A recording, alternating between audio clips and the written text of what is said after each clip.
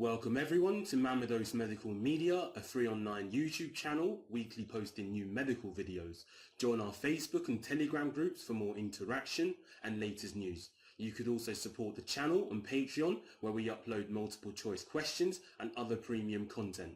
Thanks in advance. In today's lecture, I'll be going over pneumonia. It's a very problematic disease, especially in the elderly and the very young. Mortality is not only related to age, but comorbidity. So if they have any underlying diseases like diabetes, heart disease, or any renal problems, they're likely to suffer more severe symptoms and complications. Although the prognosis is poor at the extremes of age, it can affect people of all ages, sex and race. I'll go over the essentials as well as the community-acquired pneumonia, which is the most common, atypical pneumonia, the investigations, management, as well as briefly go over pneumocystis jiroveci and hospital-acquired pneumonia, and finally the complications. Pneumonia in itself is an acute lower respiratory tract infection characterized by acute inflammation and neutrophil infiltration. The invading microbe would trigger an inflammatory response as well as release neutrophils as the first line of defense to fight off the microbe. The risk factors include age, especially the extremes of age, so the really young and the elderly. This is mostly because of their immune system, as both the elderly and the infants don't have a strong enough immunity to easily fight off the infection. Lifestyle habits like alcohol and smoking, previous viral infections like influenza, which can most likely cause pneumonia due to Streptococcus pneumoniae. Staph aureus is also likely to cause pneumonia in IV drug abusers, and patients with reduced immune system, like those with HIV or cancer. The cause can vary depending on the history, but the most common cause of community-acquired pneumonia in all ages is Streptococcus pneumoniae.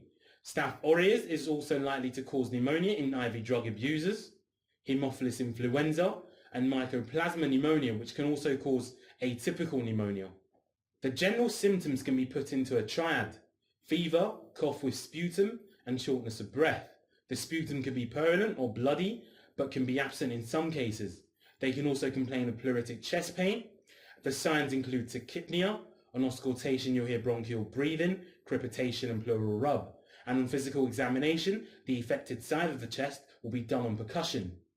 We have a scoring system which we use to determine how severe the disease is and whether or not we should admit them. We can use either the CRB-65 or CURB-65 scoring system, which takes into account the urea.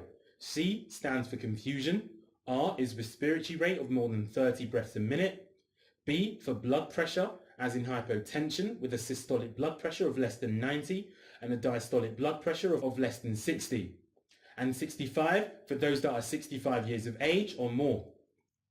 Each one equals 1 point. So a score of 0 would mean they'll just need home care. Those with more than 1 would need to be admitted. Now, atypical pneumonia is more of a subtype of community-acquired pneumonia. It's mostly due to viral infection, with Mycoplasma pneumoniae as its most common cause.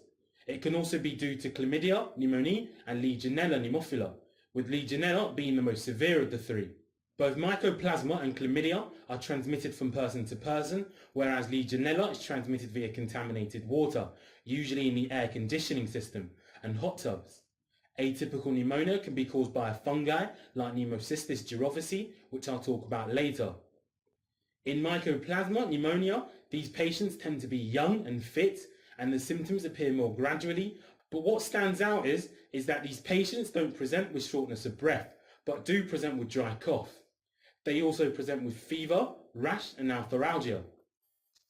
In chlamydia pneumonia, these patients are usually asymptomatic or have very mild symptoms and will rarely present with fever. Their symptoms also appear more slowly. They present with productive cough, headache, and hoarseness, as well as other typical symptoms of pneumonia. Now, in Legionnaire disease, which is due to Legionella pneumophila, it's more serious than others and usually occurs in patients who travel a lot and frequently stay at hotels. It's usually due to poorly maintained air conditioners. They'll present with your typical flu-like symptoms such as fever, myalgia, arthralgia, and headache, as well as dry cough that will later become productive cough. They'll usually have pleuritic pain. And unlike others, these patients will present with GI symptoms like diarrhea, nausea and vomiting, as well as neurological symptoms like confusion and disorientation, as well as coma. For treatment, the first line is erythromycin, but other antibiotics like macrolides like azithromycin or fluoroquinolones like ciprofloxacin can be used as alternatives. We'll need to do general investigations like bloods, which will show signs of infection like raised white blood cells and CBC, high CRP, liver function test, renal function test and blood culture. Liver function test and renal function test are mostly for predicting the prognosis. Chest x-ray is our mainstay investigation, and these patients will show consolidation and effusion in complicated cases. ABGs and oximetry may show a low partial pressure of oxygen and oxygen saturation. Sputum culture and sensitivity will help us to identify the microbe, and in cases of Legionnaire disease, the sputum is black currant jelly-like. Legionella urinary antigen test is diagnostic in Legionnaire disease. This is a chest x-ray of someone with pneumonia. If you look at the right lower lobe, you can see the lobar pneumonia, as the consolidation is confined to one lobe. This is a more diffuse consolidation, which we call interstitial pneumonia. It's not confined to one lobe, but it's more scattered and diffused, and is usually seen in patients with mycoplasma pneumonia. In this patient, they've started to show complications. You can see the effusion on the lower left side. We call this parapneumonic effusion, which is basically pleural effusion due to pneumonia. Management is almost the same for both community-acquired and atypical pneumonia, with only a few minor differences. We start off with the conservative treatment: stop smoking, rest, oxygen if they have low oxygen saturation, IV fluids if they have dehydration, or shock, analgesics for pleuritic pain, and opiates if it's severe enough, and we'll give them antibiotics.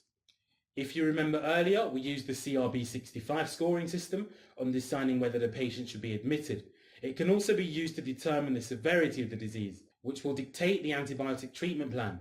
In mild to moderate cases, the treatment is for 5 days and will have a score of 0 to 2 and will usually not need admission. The first line of treatment in community-acquired pneumonia is amoxicillin, or either doxycycline or levofloxacin in those allergic to penicillin, or erythromycin in those who are pregnant. In atypical pneumonia, we still use amoxicillin as first line, but it will be in combination with either clarithromycin or erythromycin in case of pregnancy. In severe pneumonia, they'll have a CRB score of more than 3. These patients will also need admission and will also be given IV antibiotics in combination, such as coamoxiclav, clarithromycin, or erythromycin if they're pregnant. Levofloxacin is used as an alternative to coamoxiclav in those allergic to penicillin.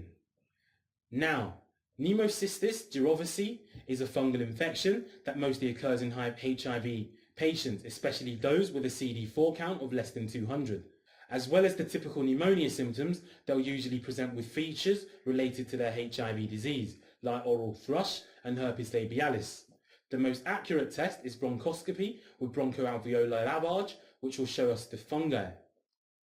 In both cases, the first line treatment is cotrimoxazole. The only difference is that in severe pneumonia it's given as IV medication. In mild to moderate disease, atovaquone is given a second line if they're allergic to sulfur drugs. In severe diseases, pentamidine is given as second line instead.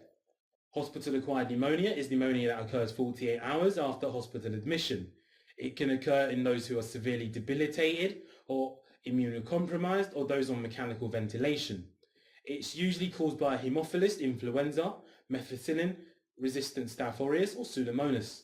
Its first-line treatment is coamoxiclav or doxycycline in those allergic to penicillin.